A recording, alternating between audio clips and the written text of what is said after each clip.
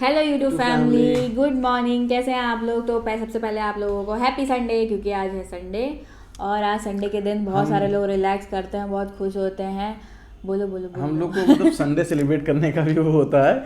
लेकिन हम लोग को जो संडे होता है ना, वो ऐसे जूम से, मतलब जैसे नहीं होता कि एक धीरे धीरे चल रही होती है गाड़ी और संडे जूम से निकलता है। पता नहीं चलता क्योंकि, लेकिन एक चीज़ है, संडे को नींद इतनी तगड़ी खुलती है ना कि मतलब सुबह ही सुबह खुल जाएगी। जिस दिन नहीं उठना होता है उस दिन सुबह ही खुल जाएगी नींद कि उठ जाओ। तो क्या ही बताएं। तो आज है संडे। तो आज जो होता है वो स्पेशल डे होता है हमारे चैनल के लिए, आप लोगों के लिए, क्योंकि वो होता है आपके सवालों का दिन और हमारे जवाब का दिन। सवाल तो आपके एक हफ्ते तक आते रहते हैं, जवाब का दिन होता है। तो पर इस आज बीच हम लोग के व्लॉग थोड़े से कम आए, तो आप लोग के कमेंट्स भी कम हैं। हालांकि जो कमेंट्स हैं वो बहुत ही स्पेशल हैं, भले ही कम हैं पर हैं बहुत अच्छे अच्छे। तो जल्दी से अपने Q&A सेशन में आगे बढ़ते हैं और लेते हैं अपना पहला कमेंट। तो आज का जो पहला कमेंट है उसमें सिर्फ हमारी तारीफ है, लेकिन वो हम पढ़ेंगे क्योंकि अच्छा कमेंट था। ये विजय यादव जी का है, जिनके लिए हमने स्पेशल एक ब्लॉग बनाया था। 2 कमेंट थे उसमें, तो उनके लिए बनाया था। तो इन्होंने कहा है कि thank you sir ma'am for motivating my अच्छा नहीं। मेंशन माई कमेंट हाँ। And for your good wishes, keep smiling and motivating others. तो थैंक यू सो मच। बहुत अच्छा लगा हम लोगों को, आप लोगों की शुभकामनाएं साथ थी, इसलिए इतने फेलियर, मतलब इन RRB 2022 RRB clerk pre, RRB PO pre out, IBPS pre clerk pre out, IBPS PO mains out, SBI clerk pre out. मतलब इतने सारे फेलियर के बाद सेलेक्ट होना बहुत कठिन होता है। 2022 की अंतिम परीक्षा थी और आयु 30 साल। आखिरकार एसबीआई पीओ 2022 में सिलेक्ट हो गई। तो इनकी वाइफ का सिलेक्शन हुआ है। तो ये बता दें कि ना, जो फेलियर होते हैं ये हमारे जो स्पीड ब्रेकर होते हैं ना, उनका काम करते हैं। तो इनको बहुत अच्छा लगा था, इनका कमेंट भी पढ़ के बहुत अच्छा लगा था। और इतनी जो सक्सेस, ऐसी सक्सेस जो होती है ना, उसके लिए एक अलग टाइप की खुशी होती है। मतलब जिनका सिलेक्शन हुआ है उनको तो अलग से ही खुशी होगी, हम लोग को भी, या कोई भी सुनता होगा, मतलब अच्छा आदमी कोई सुनता होगा तो उसको बहुत अच्छा लगता होगा। मतलब कुछ निगेटिव वाले भी होंगे ना, सिलेक्शन कैसे हो गया उनको छोड़ के। तो बहुत बहुत अच्छा लगता है ऐसे कमेंट पढ़ के। तो कंग्रेचुलेसन, और एक नई लाइफ अब स्टार्ट करिए एसबीआई पीओ से के लिए। तो मतलब आपको भी बहुत खुशी होगी, वाइफ को भी खुशी होगी और बच्चे को भी खुशी होगी अब तो। और सबसे बड़ी बात कि अब सिलेक्शन हो गया है तो हमारा वीडियो देखना मत बंद करिएगा। ऐसे हाँ। हमारे एक्टिव सब्सक्राइबर बने रहिएगा और ढेर सारे कमेंट करते और रहिएगा। आप और लोगों को मोटिवेट करेंगे, बस ये होगा। मतलब आपकी जो सक्सेस स्टोरी है, अगर पॉसिबल हो तो आप मतलब कमेंट करिएगा, आपकी सक्सेस स्टोरी हम बनाएंगे। तो वो भी अगर हो सके कि चैनल पर डालेंगे, अगर हो सके तो। अगर बहुत दूर होंगे तो मे भी पॉसिबल ना हो, लेकिन चलिए कोशिश करते हैं। फिलहाल ये कमेंट पढ़ के बहुत अच्छा लगा। Thank you so much and all the best for your future. तो हमारा नेक्स्ट कमेंट है द डेमोनेम का। इन्होंने बोला है, आपसे मिलने के लिए गवर्नमेंट एम्प्लॉय या बैंकिंग एम्प्लॉय होना ज़रूरी है या कोई नॉर्मल पर्सन भी आपसे मिल सकता है? तो इस कमेंट को पढ़ के मतलब बहुत अच्छा भी लगा और हंसी भी आई भाई हम लोग कोई भगवान नहीं हम लोग कोई सेलिब्रिटी नहीं है इतना। बस हमारा एक ये छोटा सा चैनल है जो आप लोग के मतलब आप लोग के सपोर्ट से बहुत जल्दी आगे बढ़ रहा है। भले ही धीरे धीरे बढ़ रहा है पर बढ़ रहा है। तो ये आप लोग के प्यार की वजह से है। और हम लोग ऐसे मतलब गवर्नमेंट सर्वेंट हैं, मतलब वो कहने कि सर्वेंट है, तो आप हमसे कोई भी मिल सकता है। हम लोग वो क्या कहते हैं, ओपन फील्ड में कि हमसे कोई भी मिल सकता है। तो हमारे लाखों जो कस्टमर्स हैं वो हमसे मिलते ही रूबरू होते ही रहते हैं। तो आप भी कैसे भी आके हमसे मिल सकते हैं ब्रांच में। और शायद ये कहाँ के हैं? और मेरे ख्याल से शायद आपने एक बार कमेंट किया था आप शायद प्रतापगढ़ के हैं। तो प्रतापगढ़ तो हम लोग वैसे भी जाते रहते हैं, हम लोग का घर है वहाँ पे। तो बिल्कुल आइए और मतलब अलग से कमेंट करके बताइएगा, मतलब पूछ लीजिएगा हम लोग से। हम लोग जब आएंगे तो आप लोग से आपसे ज़रूर मिलेंगे और आप आके मिल भी सकते हैं। अगर आप वहीं बागराय में रहते हैं तो बिल्कुल आप जानते भी होंगे इनका घर तो आइए पर्सनली बात करिए तो फिर आपको पता नहीं, अगर चल जानते जाएगा। होते तो ऐसा कमेंट तो नहीं करते नहीं, शायद तो मे भी फिलहाल उनको चलिए। हेजिटेशन हो रहा होगा इसलिए उन्होंने कमेंट करके पूछा ओपनली। हाँ हाँ, तो आप बिल्कुल मिल सकते हैं हमें, चाहे जैसे भी हो, चाहे जब हो, घर पे हो, कानपुर में हो, प्रतापगढ़ में हो, सीतापुर में हो, चाहे जब हो, चाहे जहाँ हो, तो आप मिल सकते हैं आप। मिलिए और हम लोग मस्त मस्ती करेंगे, व्लॉग बनाएंगे आपके साथ, कोई दिक्कत नहीं है यस। तो हमारा जो नेक्स्ट कमेंट है ये थोड़ा सा टफ क्वेश्चन है। इनका है ऋषभ फॉर यू जी का। ये कहते हैं कि सर मैं पज़ल बिना टाइम करता हूँ तो तो सही सही होता होता है। है, और जब मॉक लगा रहा हूँ तो उसमें पज़ल गलती गलत हो जा रही है सर, कुछ टिप्स बताइए, मतलब दीजिए। तो इसका सबसे ज़्यादा जो मतलब अच्छा टिप है वो ये है कि आप थोड़ा सा अपना कंसंट्रेशन जो है उसको बढ़ाइए।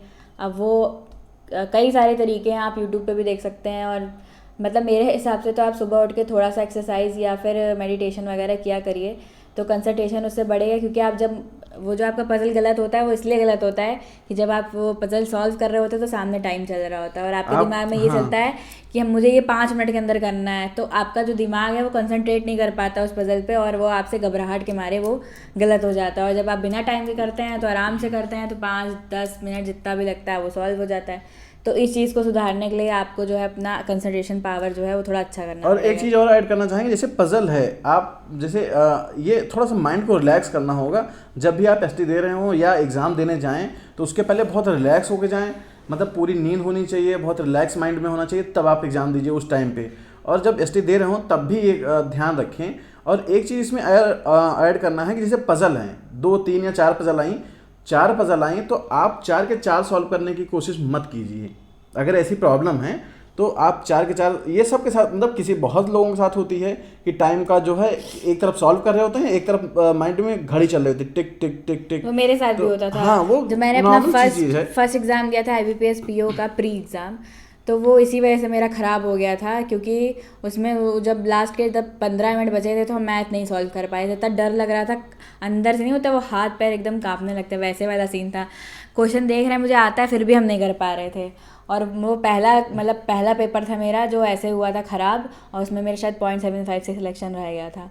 उसके बाद से मैंने सोचा कि अब कभी भी जाना है तो एक तो पहली बात तो ये सोच के नहीं जाना है कि मुझे 60 क्वेश्चन करना है, 70 क्वेश्चन करना है। हमें जितना आता है उतना हमें 100% वहाँ पे जाके करना है। तो अगर आप ये सोच के जाएंगे बिना अपने आप से कोई वादा किए हुए कि नहीं नहीं मुझे 70 क्वेश्चन करके आना है, नहीं, कब एग्जाम में कभी अपने आप को ऐसे अपना टारगेट मत सेट करिए। वो पेपर डिपेंड करेगा आप कितना क्वेश्चन कर सकते हैं। आप बहुत अच्छे हैं, अच्छी बात है, लेकिन जैसे मैंने बताया ना कि 4 पजल हैं तो चारों सॉल्व करने की मत कोशिश कीजिए। एक पजल लीजिए और सोचिए कि हमारे पास 2.5 घंटे इसी के लिए हैं, खाली आराम से रिलैक्स होकर सॉल्व करिए। फटाफट भागने की जरूरत नहीं है। अगर वो पजल गलत हो गई तो आपके 5 या 6 नंबर लेके जाएगी, ये समझिए। और अगर सही हो गई तो 6 नंबर दे के जाएगी, 5 या 6 नंबर दे के जाएगी। तो आप रिलैक्स होकर करिए, 3 करिए, 15 करेंगे, हो सकता है नॉर्मलाइजेशन के बाद 17-18 नंबर आपको मिल जाएंगे।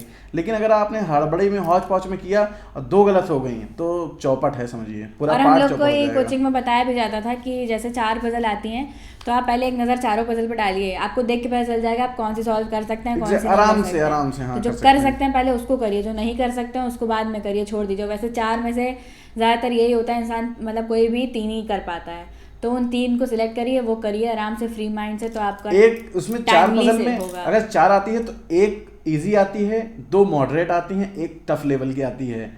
और और अगर मतलब आप टफ पहले लेवल ही करना टफ थोड़ा पे, सा मुश्किल हाँ, होता है। अगर आप टफ पे फंसे रह गए तो वो 3 नहीं हो पाएंगे, जो आसानी से आपके नंबर दे सकती थी 15 नंबर।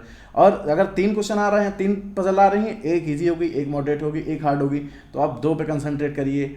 मतलब हालांकि बहुत अच्छे हैं, अगर प्रैक्टिस की तो तीनों करिए, चारों करिए, वो अच्छी बात है। लेकिन एक और एग्जांपल भी दे दें कि हमारा जो IBPS PO का मेंस था उसमें जो पजल आई, मतलब जो रीजनिंग थी 50 क्वेश्चन की, 50 नंबर की थी। और मैं इतना मतलब प्रैक्टिस मेरी इतनी थी अच्छी कि 48, 49, 47 से कम नहीं करता था मैं रीजनिंग। और उस जो एग्ज़ाम था उसमें केवल और केवल मेरे 7 क्वेश्चन हुए थे। अब सोचिए कितना वो डिमोटिवेट मैं फील किया होऊंगा कि जो बंदा 47 कर रहा है वो 7 पे अटक गया।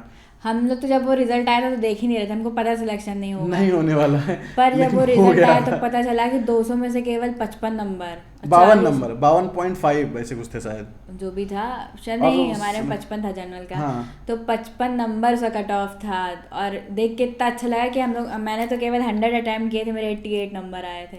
बहुत बढ़िया था वो। मैं तो सोचा था कि होगा ही नहीं सिलेक्शन, पर तो ये सोच के नहीं जाना चाहिए। हम तो सोच के गए थे कि 100 150 के ऊपर करके आएंगे। जब 100 करके आए तो हमें लगा अब तो सिलेक्शन नहीं होगा।